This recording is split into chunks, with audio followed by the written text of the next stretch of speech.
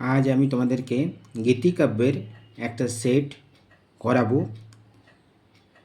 SSC তো আর 4 দিন দেরি আছে, তো একটা সেট আমি নিয়ে এসেছি, যেগুলোতে এই সেটটাতে তুমি কবি আর কবির যে কাব্যগুলো সেগুলো তুমি পেয়ে যাবে আশা করি। দেখো, মেঘদূত, মেঘদূতম, মেঘদূতম কে লিখেছিল? কালিদাস। দেখো মেঘদূতমের সোজাসুজি তুমি দেখো, কালিদাসে আমি টিক করে রেখেছি, ঠিক আছে? তো মেঘদূতম কে লিখেছিল? না কালিদাস। ঘটকপর কাব্য, ঘটকপর কাব্য কে লিখেছিল? না ঘটকপর। দেখতে পাচ্ছ ঘটকপরের টিক করা আছে, দেখতে পাচ্ছ নিশ্চয়ই। ঘটকপর কাব্য লিখেছিল ঘটকপর, ঠিক আছে? অমরু শতক, অমর শতকটা কে রচনা করেছিল? অমর শতক তো অমরু রচনা করেছিল, যদিও এখানে আমি অপশানটা দিইনি, ঠিক আছে? চণ্ডী শতক, চণ্ডী শতক কে রচনা করেছিল? চণ্ডী শতক রচনা করেছিলেন বাণ, বাণের চণ্ডী শতক, ঠিক আছে? এখানে বাণ অপশানে নেই, ঠিক আছে? মনে রাখবে বাণের চণ্ডী শতক, ঠিক আছে? ময়ূরাষ্টক, ময়ূরাষ্টক, ময়ূরাষ্টক কে রচনা করেছিল? না ময়ূর, ময়ূরাষ্টক রচনা করেছিল ময়ূর। চৌর পঞ্চশিখা, চৌর পঞ্চশিখা কে রচনা করেছিল?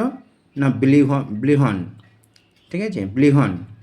চৌর পঞ্চশিখা, দেখো ব্লিহনের নিচে আমি টিক দিয়ে রেখেছি চৌর পঞ্চশিখা। পবনদূত, পবনদূত কার রচনা? না ধৈ, ধৈর ওখানে দেখো সোজাসুজি, দেখো পবনদূতের ওখানে ধৈর ওখানে টিক লাগানো আছে, উপরে ধৈ আছে আর পবনদূতের সোজাসুজি টিক লাগানো আছে। আর্যা সপ্তশতী কে রচনা করেছিল? গোবর্ধন, তো গোবর্ধনের ওখানে দেখো টিক লাগানো আছে। গীত গোবিন্দম কার রচনা? না জয়দেবের রচনা, জয়দেবের ওখানে দেখো টিক লাগানো আছে। বৈরাগ্য শতক, বৈরাগ্য শতক কার রচনা? এখানে ভর্তৃহরি দেওয়া নয়, তো ভর্তৃহরির 3টে শতক আছে, বৈরাগ্য শতক, নীতি শতক, ঠিক আছে? আর সিংহার শতক, ঠিক আছে?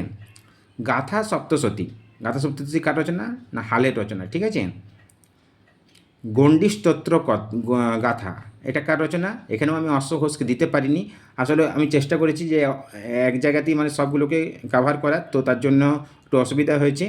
তো আমি বলে দিচ্ছি যেগুলো এখানে দেওয়া হয়নি সেগুলো আমি বলে দিচ্ছি। গণ্ডি স্তোত্র গাথা হচ্ছে অশ্ব ঘোষের লেখা, ঠিক আছে? আর গণ্ডি কি? গণ্ডি একটি বাদ্যযন্ত্র, ঠিক আছে? গীত গোবিন্দ কাব্যে কটি গীত আছে? 22, 24, 26 কি 28? তো কী হয়ে যাবে? না 24টি। গীত গোবিন্দ কাব্যে কটি গীত আছে? না 24টি।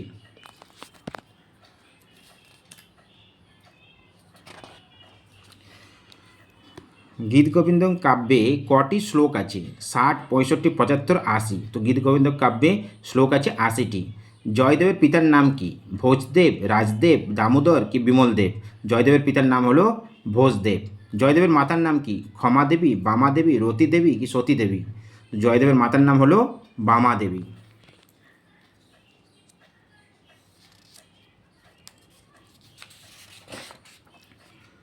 জয়দেব কার সভাকবি ছিলেন? বল্লাল সেনের, লক্ষণ সেনের, কেশব সেনের কি হেমন্ত সেনের? তো জয়দেব সভাকবি ছিলেন লক্ষণ সেনের। জয়দেবের পত্নীর নাম কি? বিদ্যাবতী, দয়াবতী, পদ্মাবতী, লজ্জাবতী? জয়দেবের পত্নীর নাম হলো পদ্মাবতী। এখানে দেখো আবার আমি এনেছি গ্রন্থ গ্রন্থকার মেলান। কুট্টিনীমত, কুট্টিনীমত কার লেখা? না দামোদর গুপ্তের। সিংহার শতক কার লেখা? ভট্টীহরির।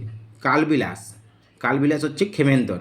সূর্য শতক হলো ময়ূরের, ঠিক আছে?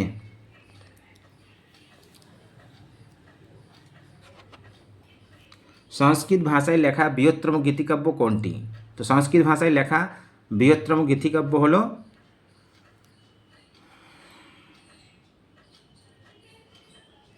আর্যা সপ্তশতী হবে, ঠিক আছে? এখানে এইটাতে হবে ঠিক, আর্যা সপ্তশতীতে। গাথা সপ্তশতী হচ্ছে প্রাকৃত ভাষায় লেখা, ঠিক আছে? সংস্কৃত ভাষায় লেখা বৃহত্তম গীতিকাব্য হলো আর্যা সপ্তশতী। ব্লিহন রচিত কোন কাব্যের অপর নাম? চৌর পঞ্চশিখা, চৌর লেখা সিক্তর ব্লিহন কি চৌর সুরত পঞ্চশিখা? তো সবগুলোই হবে। মেঘদূত অবলম্বনে রচিত গীতিকাব্য কোনটি?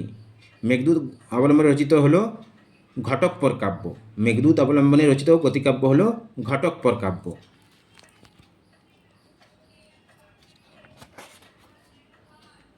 গণ্ডি স্তোত্র গাথা গ্রন্থে কটি শ্লোক আছে? 25, 27, 29, 31? তো গণ্ডি স্তোত্র গাথা গ্রন্থে 29টি শ্লোক আছে। গণ্ডি স্তোত্র গাথা গ্রন্থটি কোন ছন্দে লেখা? মন্দ্রাকান্তা, মালিনী, শকধারা কি শিখরিণী?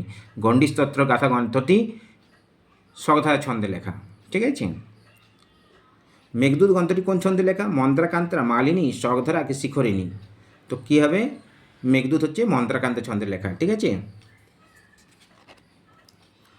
অলকাপুরীর বর্ণনা পাওয়া যায় পূর্ব মেঘে, উত্তর মেঘে, পবনদূতে কি অমর শতকে? অলকাপুরীর বর্ণনা পাওয়া যায় উত্তর মেঘে। কুবের যক্ষকে কোন পর্বতে নির্বাসিত করেছিলেন? রমণগিরি, রানীগিরি, রক্তগিরি, রামগিরি। তো রামগিরিতে কুবের যক্ষকে রামগিরি পর্বতে নির্বাসিত করেছিলেন। আর এটা ইয়েতে অলকাপুরীর বর্ণনা কোথায় পাই আমরা? না, উত্তর মেঘে। ঋতু সংহারের প্রথম বর্ণিত ঋতুর নাম কি? শীত, বসন্ত, শরৎ, গ্রীষ্ম। তো গ্রীষ্ম। ঋতু সংহারে কটি ঋতুর বর্ণনা করা হয়েছে? না, 6টি ঋতুর, ঠিক আছে। গণ্ডি স্তোত্র গাথা গ্রন্থে গণ্ডি কিসের নাম? দেবতা, নৃত্য, বাদ্যযন্ত্র, রেখাবৃত্ত। তো বাদ্যযন্ত্র।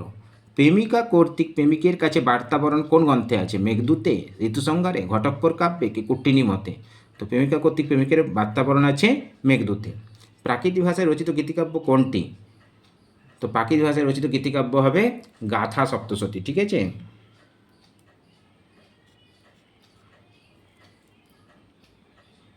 ঠিক আছে, আজ এতদূর পর্যন্তই। পরে আবার ক্লাস নিয়ে তোমাদের কাছে আমি আসব। আমার চ্যানেলটিকে সাবস্ক্রাইব আর লাইক অবশ্যই করবে, যাতে আমি তোমাদের সঙ্গে বরাবর কাজ করতে পারি, ঠিক আছে, ভালো ভালো ভিডিও নিয়ে আসতে পারি। Thank you.